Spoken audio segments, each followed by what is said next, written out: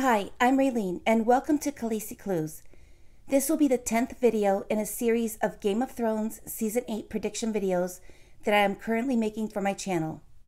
If you are trying to follow along in order, this is the continuation from my previous video titled Sansa Stark, The Pack Survives. Although this is a prediction video, I will be discussing clues found in the HBO series from seasons 1 through 7 and also any of the Song of Ice and Fire books that have already been released. In my previous videos, I went over an abundance of clues and many of the possible foreshadowing events that have led up to my predictions for Sansa Stark and Tyrion Lannister. In the earlier videos, I have discussed how I believe Sansa and Tyrion will become prisoners of Queen Cersei Lannister. Bringing these two characters back together in such a dire situation will then lead to my most recent prediction of Sansa becoming pregnant by Tyrion. My biggest fear at this point is for the fate of Sansa. As I stated in my last video, though, I still had one more prediction left to discuss for Sansa Stark. I ended the video with a little clue as to what my latest possible prediction might be for Sansa. I pointed out that the books and the show have clearly shown what I would consider a little pattern for Sansa's character throughout the story. I have also tried to represent this so-called pattern throughout my videos. I'll start off by saying these few key words: beauty and the beast. This theme has been a part of Sansa's character from the very beginning. It is a recurring theme that has consistently stayed with her character throughout the seasons. The Beauty and the Beast pattern started for Sansa's character all the way back in Season 1. Think about it. Sansa's character was paired off with one of our first group of beastly characters, and that was Joffrey, Cersei, the Hound, and even Littlefinger was introduced to her, all of them circling around her like vultures. During that season, she was betrothed to Joffrey, which then made Queen Cersei her soon-to-be monster-in-law. The Hound, being Joffrey's sworn protector at the time, soon became involved with Sansa's character. Sometimes the Hound was there to protect and save her, but other times he was cruel and threatening to her. There for a while, we couldn't figure out if he wanted to eat his little bird or free his little bird. The Hound's character portrayal has definitely softened a little bit over the years. These same characters bleed over into Season 2 with the addition of yet another beastly character, and that is Tyrion Lannister. Then in Season 3, we watched the union of the Beauty and the Beast as Sansa was married to Tyrion Lannister. Finally, in Season 4, one of them finally bites the dust when Beast Boy King Joffrey gets killed off by Lady Olenna Tyrell. In the remaining part of Season 4, Sansa has escaped King's Landing. She is on the run and in hiding with conniving beast Littlefinger. Just when you think things are going to get a little better for our little beauty, conniving beast Littlefinger decides the safest place to take Sansa is the Vale, which then introduced her character to crazy beast Aunt Eliza and spoiled little rotten boy beast Cousin Robin. Even after the fly be free death of crazy beast Aunt Eliza, poor Sansa is still not safe. Because guess what? I'll tell you what.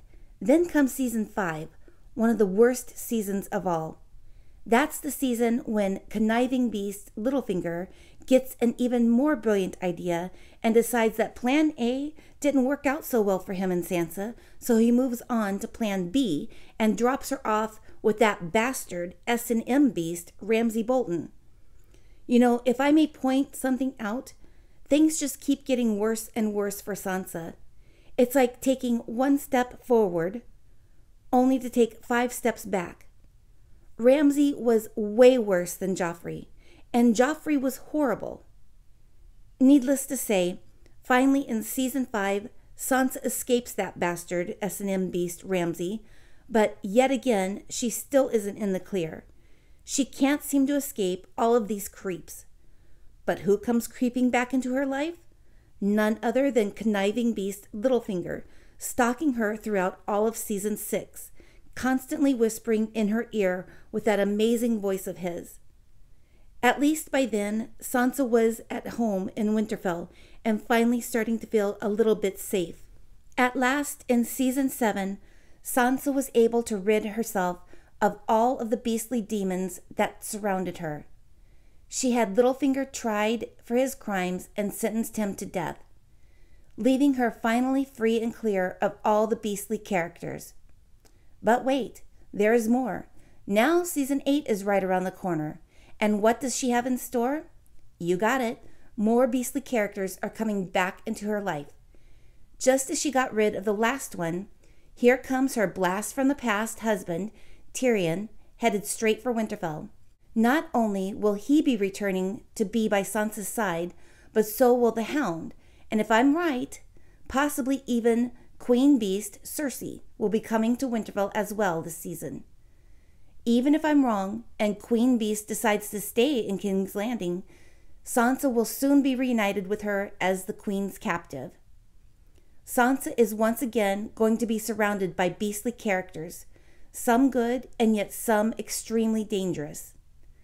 Another beast that I have failed to mention is the Mountain. The Mountain is definitely a beast, a really, really big, bad, and deadly beast. There is no doubt that Sansa will be faced with the Mountain since he is always seen by Queen Cersei's side. And we can't forget mad scientist beast Qyburn either. Those three are like the three beastly musketeers. They are always together.